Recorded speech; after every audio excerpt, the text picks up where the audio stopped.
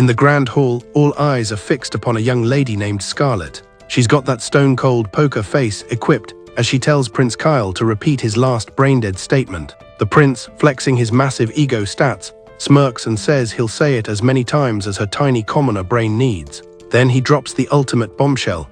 He's deleting their engagement and swapping Scarlet out for a new waifu named Terneza, which is wild because the nobles immediately start spamming the applause emote like it's a Twitch stream. They're out here hyping the new couple as goals, totally ignoring the fact that they just nerfed Scarlet's social standing. Terneza hits a graceful curtsy, pledging to spend her whole life making the prince happy, so Prince Kyle starts glazing her for being gentle, unlike Scarlet, who he claims has a heart of pure commoner ice. He rants about wasting 17 years bound to a madwoman, but Scarlet stays composed and reminds him of the law. This engagement was a pre-birth contract written into the kingdom's code by the royal family and House Van Diemen, and she straight up asks if he thinks he's an admin with the power to just delete a legacy quest like that. Kyle doubles down, claiming Terneza reported Scarlet for having a villainess personality and griefing her at the academy. Scarlet keeps her cool, stating she has zero memory of these events and has literally never met this girl in her life. This sends Kyle into a total rage mode, screaming about how she dares to play the I forgot card. He starts listing her crimes like a toxic chat log, accusing her of being a total bully. Apparently, she's been shredding notebooks, locking Terneza in bathrooms, and even yeeting her down the stairs. After hearing the prince's fanfiction, Scarlet finally accepts that the engagement is officially over, so Kyle tells her that even if she looks fine on the outside, she's broken and totally fits the villainess archetype. Scarlet realizes that if she's going to be the villain anyway, she might as well stop holding back her op strength. She asks for one final wish before logging off, but Kyle tries to shut her down until Terneza acts all pure and says they should grant one last favor to the poor loser. Kyle laughs and offers her gold or gems, but Scarlet has something much more punchy in mind. Her final wish is just to strike the witch, and before anyone can react, she winds up and throws a massive fist. As her knuckle connects with Terneza's face, Scarlet wonders why she's finally letting her rage mode take over. She's furious about the fake rumors, but her real anger comes from a suppressed past that's finally catching up to her. Flashback time, her brother Leo used to scold her for having zero chill and constantly getting into scraps. She had just clapped a boy from House Alexia, and Leo was worried she was becoming a total delinquent. He knew she was protecting a commoner, but he warned her to fix her behavior before her debut ball. Leo pointed out that she looked way too happy while covered in blood, like she actually enjoyed the violence. That observation hit deep, making Scarlet wonder if she really was built for the battlefield instead of the ballroom. At the ball, a young man approaches her while she's sitting solo, and it's none other than Prince Kyle, who's out here acting like he's the main character of the server. He tells her she'll be working for him now, marking the start of her 17-year-long hard mode playthrough. From that moment on, it was nothing but toxic harassment. Kyle spent years finding petty ways to humiliate her and nerf her happiness. Her dad wouldn't even cancel the contract because the royal family holds all the admin rights. Scarlet had to swallow her pride and tank the hits until she finally entered the Royal Academy. She was an absolute unit in academics, constantly ranking 1 and showing off her high INT stats. But Kyle couldn't let her have a win, following her just to remind her she was just a servant. She's basically rolling with maxed out beauty and intelligence stats, completely dominating the academic leaderboards. One day, Kyle literally grabs her by the shirt because she's hanging with her friends instead of serving him. He accuses her of being disrespectful and says she needs a punishment, dragging her to a private zone. He's salty that she's the queen of the school's rankings, so he pulls out some dragon-shaped scissors. He threatens to delete her silver hair, but Scarlet warns him that her father won't let this slide. Kyle just sneers, saying the Duke is powerless against the crown, and just as Scarlet is about to snap, a voice pings from a nearby tree, telling them to take their mid-tier drama elsewhere. It's Prince Julius, the first prince and the actual high-level player of this kingdom. He roasts Kyle for being a loser, so Kyle tries to order his guards to yeet Julius, but the guards aren't stupid. They know Julius has a much higher rank and refusal is the only option. Kyle rage quits the area, leaving Julius to tell Scarlet that she's more interesting than any quest book he's read. The kingdom is split. Julius is the goat heir everyone respects, while Kyle is the brat supported by corrupt factions. Scarlet tries to avoid the drama, but Julius keeps showing up, claiming she's his new favorite obsession. In the next exam, Julius actually takes the one spot, knocking Scarlet down to second place. He flexed perfect scores in magic and swordsmanship, which is insane because Scarlet realized the teachers might have been nerfing her scores this whole time. She takes it as a challenge, grinding her stats until she reclaims her 1 rank in the next patch. Julius isn't even mad, he just pats her on the head and says he enjoyed watching her try hard mode. Her friends think he's thirsty, but Scarlet is determined not to get caught in his web. He keeps coincidentally bumping into her, claiming her expressions are way too fun to watch. He even pulls out a book with a sketch of her in it, saying she's a legendary figure in his brother's logs. Julius even offers to replace Kyle as her fiancé, but Scarlet hits him with a polite no thanks. Back to the present, Scarlet stands in the hall and thanks Terneza for finally giving her the excuse to go full berserker. She obliterates Terneza with a full force punch, sending her flying while Kyle screams in total shock. Scarlet just shrugs and asks if it's a problem that she finally stopped holding back her anger. The nobles are horrified as Scarlet steps forward, ready to clear the entire room. She spent years tanking humiliation, but now the shackles are broken and she's the raid boss. A noble tries to send the guards after her, so Scarlet just casts a sleep spell. The guards are instantly deleted, falling into a deep slumber before they can even draw their swords. Panic spreads like a virus, and when a noble tries to bribe her, she just knocks him down without a word. She's out here purging the corrupt high levels who have lived off the work of commoners for too long. Scarlet buffs her speed with magic and tells them it's time to dance, which means she starts methodically yeeting every noble who tries to block her path. Some realize she's the mad dog from the old legends, and Scarlet realizes those stories were actually true. She doesn't stop until the entire hall is silent and filled with fallen NPCs.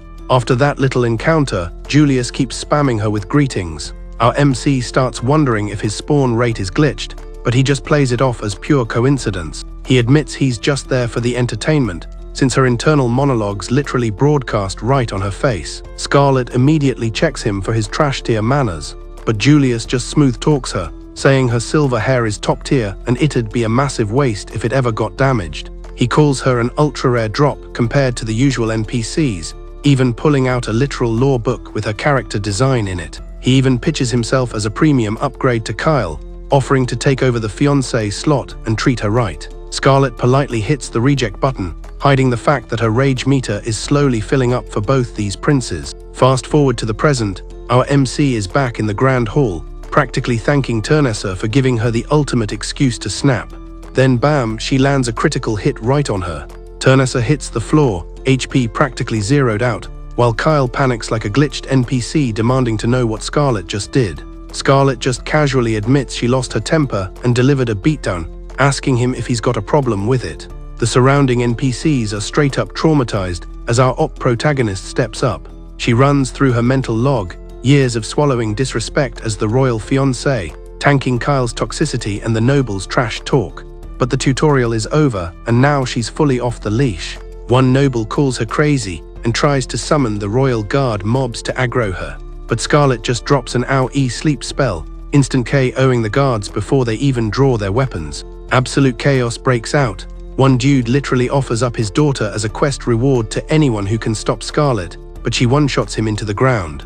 Another tries to negotiate for mercy with epic loot, but he catches hands too. She looks around, realizing this entire lobby is full of corrupt players who have been exploiting the system for years. And honestly, wiping them out feels incredibly satisfying. She buffs her agility with magic and announces that it's time for a little dance. What follows is an absolute boss-level rampage as she methodically speedruns every single noble in her path. The NPCs start dropping lore about a legendary, mad dog noblewoman, and Scarlet realizes, yep, they're definitely talking about her past life. But the combo meter doesn't stop. Once the hall is totally wiped and dead silent, she just brushes the dust off and remarks what a beautiful evening it is. She turns to Prince Kyle, offering him the final boss battle of the night and asking if he wants to make the first move. Kyle is completely stun-locked with fear. Scarlet winds up for the finishing blow, but right before impact, her brother Leo bursts into the zone, begging her to cancel the attack. He tries to grapple her, but she instinctively parries, launching him straight into a wall with insane knockback. The whole server practically lags out in pure silence. These elite snobs, who were just spamming laugh emotes, are now staring at the total game over of their own arrogance. The engagement contract is shredded, and our formerly gentle MC stands in the ruins, unlocked, op, and totally free. Scarlet just vibes in the ruined hall, surrounded by the absolute wreckage of her rage quit. For the first time in forever, her debuffs are cleared and she feels lighter than air. All those grinding years of taking LS just fade out of existence. Leo rushes back in, eyes wide as he processes the destroyed hitboxes and code nobles everywhere. Scarlet's annoyance meter ticks up a notch. She really hoped her own party member would trust her instead of looking at her like an enemy boss. Meanwhile, Prince Julius is completely unbothered by the chaos. He scans the wreckage with total main character energy. Sounding almost entertained, he mentions dodging the fleeing NPCs outside and asks what kind of raid boss caused all this damage. Leo, still sweating but trying to trust her, asks for the quick recap. She stares them down, basically saying the nobles were breaking the server rules with acts too vile to mention. When she called them out, they just trolled her, so she handed out the bans herself. Her voice is steady, laced with pure unadulterated fury. The entire lobby goes silent. Leo is staring, completely stunned by her power. Julius just chuckles, saying he's been waiting for her to stop nerfing herself and finally play for real. He adds that her popping off must have been an absolute cinematic masterpiece. Scarlet stays frosty, insisting she had no choice but to delete their arrogance. Leo starts worrying about their family's reputation stats. But before he can vent, Scarlet's stamina bar hits 0. Julius promises Leo she won't get banned, but she's already losing connection. Exhaustion obliterates her focus, and she collapses as her screen fades to black. Days later, she respawns to the sound of church bells dedicated to the god of time. She immediately realizes she overused her Op Divine Blessing and drained her mana. Opening her eyes, she spots a maid mob holding a knife, ready to grief her. Instinct takes over, and Scarlet reacts with a swift hit, yeeting the maid across the room. The maid mutters about the danger of pointing weapons at the MC as the impact echoes loudly. Suddenly, Leo bursts in, looking like he just finished a high-speed quest. He looks at the maid on the floor and asks if Scarlet's HP is still in the green. Scarlet regains her cool and greets him with a simple, "Good morning, brother." Leo just sighs in disbelief, muttering that waking up and throwing hands after a 3-day coma is a major flex. He mentions how the doctors couldn't explain her crash, and he feared she'd never log back in. Relief and exasperation mix, as he calls her the most reckless player in the kingdom. Scarlet dips her head slightly and drops a sincere apology for the scare.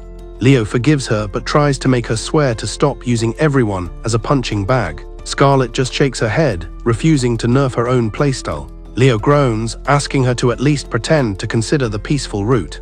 Just then, Julius enters, remarking that their Sleeping Beauty MC has finally finished her long rest. During breakfast, Julius delivers some major patch notes for her life. Scarlet's engagement is officially annulled, and her father has finally hit the confirm button. She accepts the news like a total pro.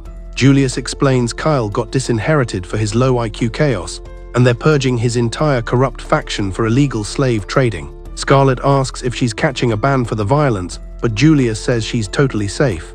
Actually, the royal family thinks she's an op asset they can't afford to lose.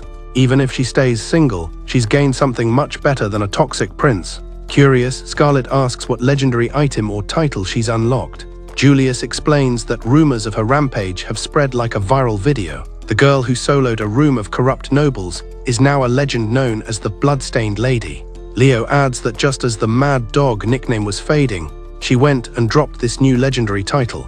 Julius chuckles at the irony before the mood shifts to the next main quest. The nobles she deleted held high-ranking slots, so the server's government is in shambles. The real final boss is Prime Minister Godwin, the mastermind behind the Kyle faction.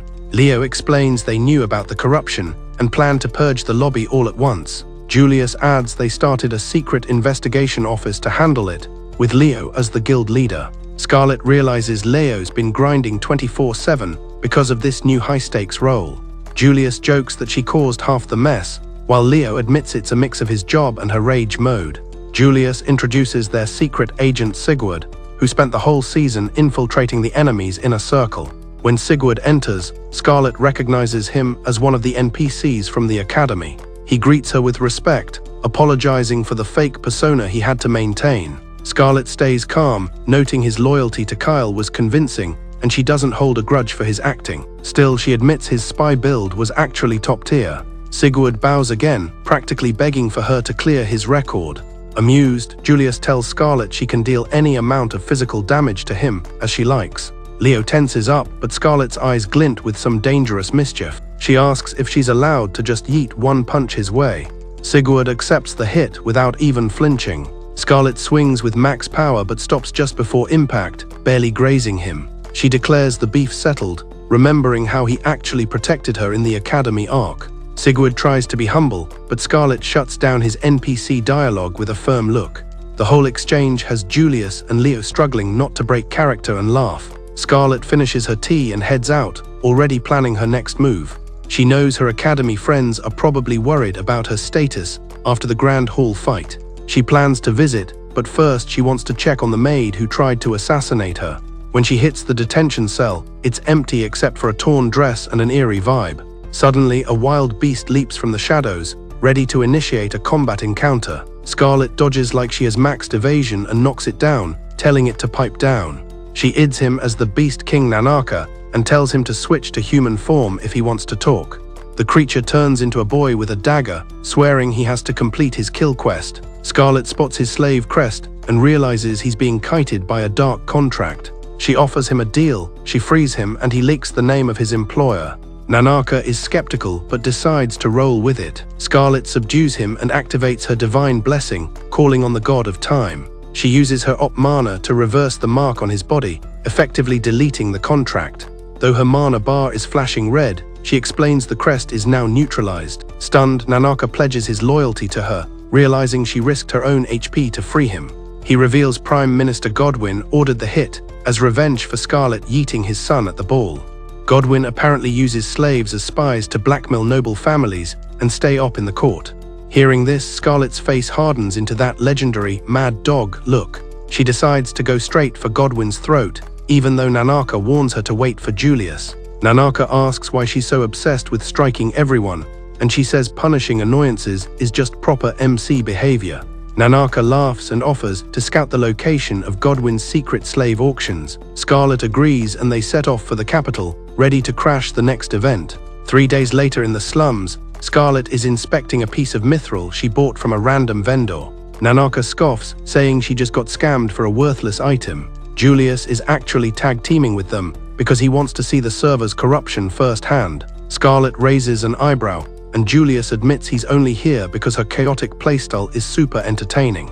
Suddenly, a gang of robber mobs appears, and Scarlet's expression brightens in a way that's actually scary. Nanaka tells her to chill, but Scarlet's patience has already hit zero.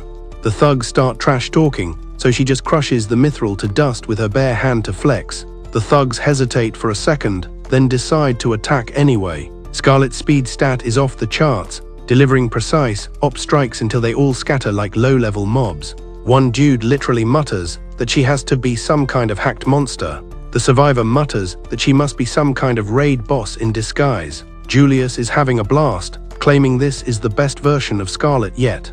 He offers to handle the interrogation of a guy named Junk, promising a no-violence run. He comes back successful, claiming he only used clever threats to get the intel. Scarlet smirks and calls him a total con artist. With the location of the auction house secured, they prepare for the final phase of the mission. They're going to infiltrate the secret auction and obliterate Godwyn's whole scheme. They meet with a noble named Zatharan, who acts like a total NPC elitist. Zatharan brags about his link to Junk and his collection of rare mythical slaves. He looks at Nanaka like he's some rare gacha pull, which almost triggers Scarlet's rage mode early. He says getting into the auction takes half a year for a standard background check, but he offers a skip. If she trades Nanaka to him, he'll sneak her in as his relative. Scarlet fakes a polite smile and hits the accept button on his toxic terms. Afterward, Nanaka is shocked she didn't just obliterate the guy right there. Scarlet ruffles his hair, asking if he's really okay with going back into the slave market meta. Nanaka swears he's committed because he wants to pay her back for freeing him. But Scarlet notices his energy bar is low, he's literally swaying on his feet. Nanaka collapses into his cute cat form, finally succumbing to the exhaustion. Scarlet cradles the fluff and heads back to the inn for a much-needed rest. Julius is already waiting, teasing her for completing a mission without violence. She ignores him and tucks Nanaka into bed. Julius says he can't go to the auction because of his prince status, but he's rooting for them. Scarlet goes out for fresh air, and Julius stalks her like a persistent side quest. She asks why he's following her, and he just caps about having business in town. A vendor offers Scarlet some apple pie, but Julius jumps in and buys the whole stock.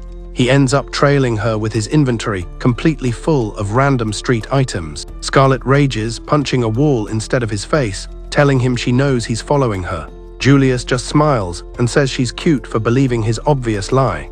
As she turns to bail, he shoves a piece of pie into her mouth to stun her. He thanks them for the hard carry, even though Nanaka is already AFK sleeping. Scarlet tries to dip for some fresh air, but Julius sticks to her like an annoying escort mission. Her patience totally drains, and she finally demands why this guy keeps tailing her spawn points. Julius hits her with the smoothest lie, claiming he's just got side quests in town and might as well follow her. Suddenly, a merchant NPC triggers a dialogue, offering our MC a sweet discount on some apple pie. Before she can even click accept, Julius swoops in, buys 2 slices, and even bags some free apples as bonus loot. As they keep exploring, the vendor NPCs keep trying to aggro Scarlet, but Julius ends up taking all the dialogue checks. He ends up trailing behind her, inventory absolutely completely full of random shop items. Scarlet's suspicion meter maxes out, and she directly interrogates him about his fake side quests. Julius just smirks, admitting he completely faked it and teasing her for actually falling for his bluff. Scarlet is so triggered she punches a wall, literally holding back from critical hitting his smug face. She turns to fast travel back to the inn, but Julius pulls a pro-gamer move and shoves a slice of pie right into her mouth. The sugar buff instantly kicks in, completely restoring her mood meter. Noticing her aggro meter has finally dropped, Julius offers up his own slice for the cause. Scarlet loots the pie, declaring that he's officially back in her good graces for now. They park themselves on a bench, so our MC can finish her legendary tier snack. Wiping her mouth, she interrogates Julius on why he knows the town's layout like a speedrunner. Julius admits he's a regular at sneaking out of the academy to explore the map on his own. Scarlet realizes the first prince has been playing hooky this entire time.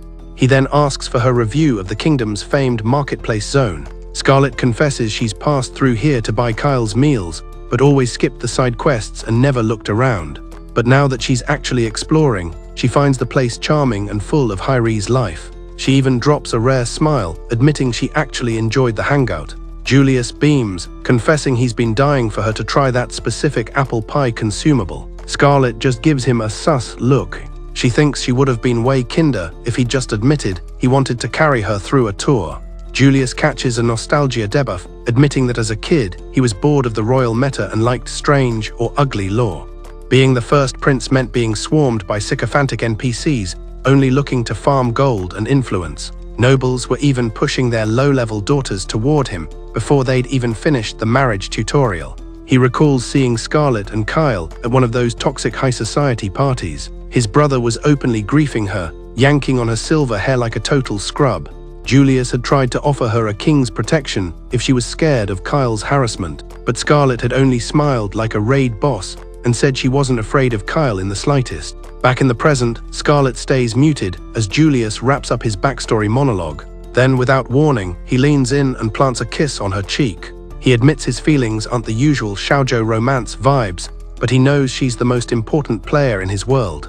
Later at the inn, Scarlet is staring at the ceiling, wondering if that kiss was just a troll move or a serious quest prompt. The next day, Scarlet and Nanaka return to Zatharan's base to fulfill the deal and unlock the auction entry. But Zatharan demands Nanaka prove his beastkin stats to make sure he isn't a fake cosmetic. He explains that corrupt nobles often disguise basic slaves as rare units to inflate the bidding price. With no choice, Nanaka shifts into his cat form, which is honestly S-tier adorable. Zatharan's eyes literally turn into gold coins, realizing Nanaka is a top-tier gacha pull for the auction. Suddenly, this massive unit named Donovan spawns in, asking if Scarlet is the slave they're taking. Zatharan corrects him, clarifying that Scarlet is actually a VIP client. Scarlet scans Donovan's hitbox and realized he's not human. He's likely a magic beast in disguise. When Donovan notices Nanaka, the tiny beastkin hisses, activating his defensive stance. Donovan easily collars him, and when Nanaka won't move, the big guy raises his whip to deal damage. But Scarlet catches the whip midair, blocking the attack with 100% efficiency. With an icy tone, Scarlett remarks that this servant needs a better tutorial on discipline and offers to teach him. This comment totally tilts Donovan, who takes it as a direct insult to his A-class rank. Zatharan tries to de-escalate, warning Scarlett that Donovan is an A-class adventurer who could probably solo a knight captain. Scarlett, however, has maxed out her IDGAF stats and remains unfazed. Donovan loses his chill and tries to lash out, but Scarlett is still gripping the other end of the whip. He tries to pull back, but finds her strength is completely op and won't budge. Zatharan thinks he's joking, but Donovan screams that this lady is somehow physically restraining him. Staying cool, Scarlett asks if Donovan is also going to be on the auction block. Zatharan explains that Donovan is his personal bodyguard and slave. Scarlett drops a shark-like smile, noting that since he doesn't need to stay pristine for sale, she can discipline him for real. In an instant, she yanks the whip toward her, pulling the massive tank off his feet. She follows up with one powerful punch that yeets him clean out the window. Scarlett checks on Nanaka, noticing his neck took some rough handling damage. She casts a healing spell, and the wounds are instantly deleted. She gives Nanaka a tight hug and whispers that she'll be back to extract him once the mission is clear. Scarlett offers to pay for the broken window, but Zatharan is terrified he's the next target and refuses. He nervously thanks her for the lesson, promising Nanaka won't be harmed while they set the meetup coordinates for the auction. Later, as Scarlett returns to her save point at the inn, she sees a familiar carriage waiting. Her brother Leo steps out, ready to deliver a lecture on why she shouldn't go MIA from the estate. Scarlett spots Julius hiding inside and realizes the prince totally leaked her location to Leo. Back at the base, Leo starts scolding them both for putting their playthroughs in danger. Julius just reports that they successfully found the location of the secret auction event. Leo keeps ranting, reminding Julius he's a prince and Scarlett is his precious sister, who needs to stop being so reckless. He's also worried about the nasty nicknames she's earning by obliterating nobles with her bare fists. Scarlett tries to get him back on track by asking about his own intel gathering.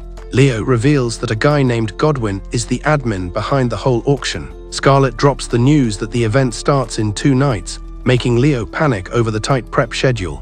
As Leo starts muttering about the to-do list, Julius catches Scarlett staring and teases her about being a pie glutton, offering to send a servant to fetch her more. Scarlett just glares, annoyed that he's making her sound like an NPC with a food obsession. They start strategizing the infiltration, and Leo suggests Scarlett should just go back to the safe manor. But our girl Scarlett flat out refuses to retreat. She explains that dumping Kyle has finally let her act as herself, and she's met way more interesting people now. But her freedom also showed her how much corruption is hidden in the kingdom, like slavery and greedy nobles, people who have zero conscience and ignore the server rules. And among them, she met a golden-haired prince who loves to push her buttons. Julius realizes she just mentioned him and wonders why he's last on the list. She declares that it's unfair for villains like Godwin to prosper, and his reign of corruption needs a hard reset. Standing up, Scarlett firmly tells the boys that she's at her happiest when she's allowed to punch wicked nobles. Julius bursts out laughing, while Leo just feels his blood pressure peaking. Scarlett argues that only a noble woman can strike another noble and get away with it. Julius gets it, but Leo is horrified that her solution for everything is just violence, fearing their house is doomed. Leo then drops some serious lore. Godwin might be connected to the hostile Venkish Empire. Scarlett recalls that Venkish has been a rival for 300 years, mostly because they have op-tamed dragons they can ride into battle. The relations have been chill since the last treaty, but this new intel is a red flag. Leo says Godwin has been chatting with the Red Sky Dragoons, the Empire's elite aerial unit. Meanwhile, Godwin is actually meeting the Dragoons right now, putting out a hit on Scarlett. After the Dragoons fly off, Terneza suggests they should just use a gun to delete Scarlett. Godwin thinks his magic pendant is enough, but he's stunned when Terneza shows off the gun's devastating power. The night of the auction finally loads in. Scarlett steps out of the carriage looking like an SSR tier unit, escorted by Zatharan. He hands her an ornate mask, and she says she hopes to buy something good, though her real plan is to shut the server down. Julius pulled some strings to get her in, arguing that she's their best chance at a W. Leo was worried, but Julius convinced him that without her, their 10 agents would get obliterated. They needed someone as strong as Scarlett to take down Godwin's high-level security. He also argued that if she succeeds, she'll be rebranded from Mad Dog to the kingdom's iron-fisted savior. Outside, Leo is waiting for Julius's signal to mobilize the troops. He's anxious because he made Scarlet promise not to punch anyone unnecessarily. She gave him a smile, but Leo knows his sister's love for a good fight is maxed out. Inside, Scarlet blends in with the glittering trash nobles, listening to their disgusting plans. The lights suddenly go dark, throwing the room into a brief, confused hush. Scarlet brushes shoulders with a man who sounds weirdly familiar, but he disappears into the shadows. A showman in a magician's skin appears on stage to kick off the bidding. The orchestra starts playing as the first item is revealed, a one-winged avian girl. The bids start flying instantly, with the gold price climbing toward the moon. As the frenzy peaks, Julius suddenly appears at Scarlet's side. As the battlefield gets super chaotic, Julius suddenly spawns right by Scarlet's side.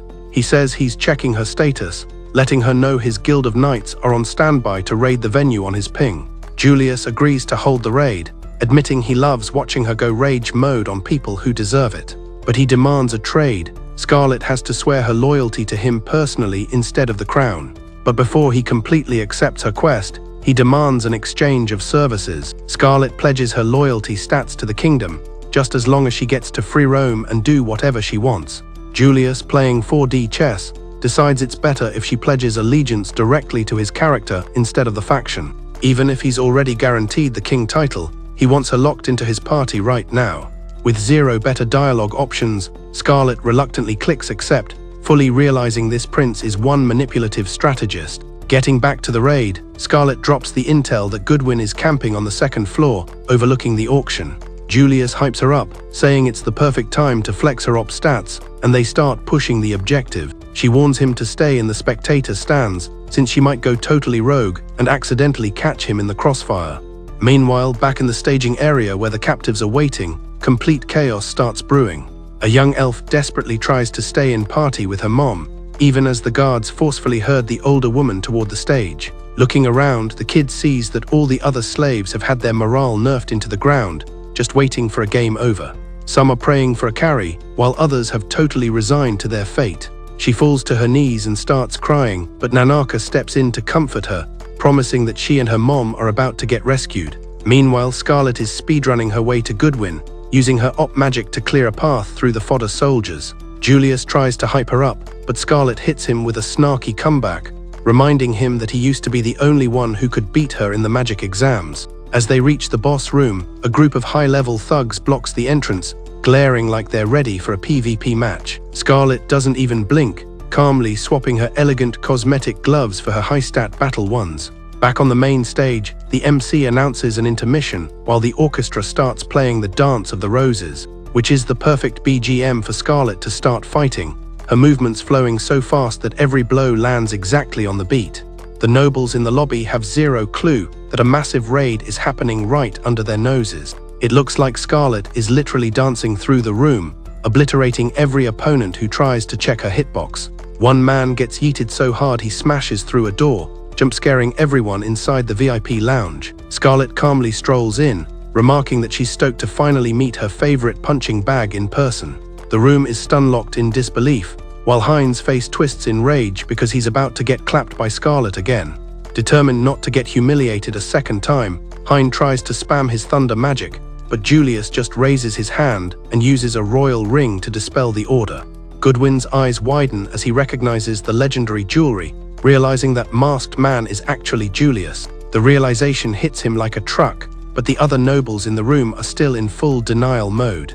They try to convince themselves that there's no way the first prince would be here in the slums. They whisper that he must be an imposter who somehow looted a royal seal from the palace. Panicking, Goodwin calls for Donovan, who spawns in looking even more feral and buffed than the last time. Donovan is ordered to delete Scarlet and Julius, but before he can land a hit, Sigurd appears from stealth and swiftly takes him down. He stands in front of Julius, scolding the prince for wandering off without his support team, while Scarlet recognizes him as the guy she bumped into earlier. Goodwin orders a mass attack, and Sigurd prepares to tank the hit, but Scarlet pulls him back. She whispers that these mobs are her personal punching bags, so she's taking the lead on this fight.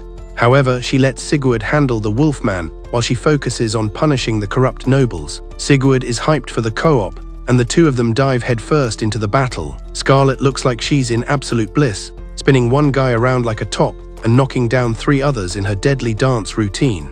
A moment later, Leo arrives at the venue, worried because he never got the ping to start the official raid. His heart literally breaks when he sees his gentle little sister standing on top of a bloody mountain of noblemen. Scarlet tries to play it off, insisting she was totally going easy on them, though Leo knows her rage mode has no chill. Suddenly, the sound of retreating footsteps fills the hall as the rest of the noble audience tries to log out and escape.